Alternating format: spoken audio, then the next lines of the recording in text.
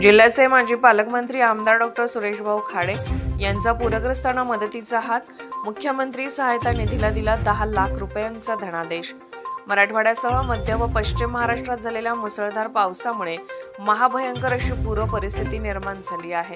अनेक कुटुंबे या पुरामुळे उद्ध्वस्त झाली आहेत। शेकडो जनावरे पाण्यात वाहून गेली आहेत, तर अतिवृष्टीमुळे हजारो घरे पाण्याखाली आहेत। शेतकऱ्यांच्या शेतात पाणी घुसल्याने शेतीचे अतोनात नुकसान झाले आहे। अहिल्यानगर, सोलापूर, नाशिक, सातारा, धुळे, नंदुरबार, जळगाव, परभणी, लातूर, धाराशिव, बीड, जालना यासह आसपासच्या जिल्ह्यात 110 गावात पावसाने थैमान घातल्याने येथील जनजीवन ठप्प झाले आहे।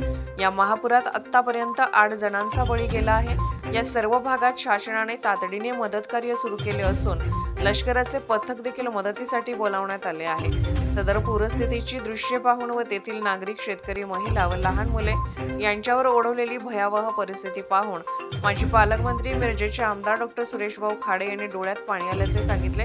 तसेच या पूरग्रस्तांच्या मदतीसाठी मुख्यमंत्री सहायता निधीला मदत म्हणून रक्कम रुपये 10 लाखाचा धनादेश तातडीने मुख्यमंत्री देवेंद्र फडणवीस यांच्याकडे मुंबई येथे सुपूर्द केला। त्याचप्रमाणे मिरज विधानसभा क्षेत्रातून या पूरग्रस्त जिल्ह्यासाठी धान्य, कपडे, औषधे व जनावरांसाठी चारा पाठवण्याची तातडीने व्यवस्था करणार असल्याचे आमदार डॉक्टर सुरेशभाऊ खाडे यांनी सांगितले।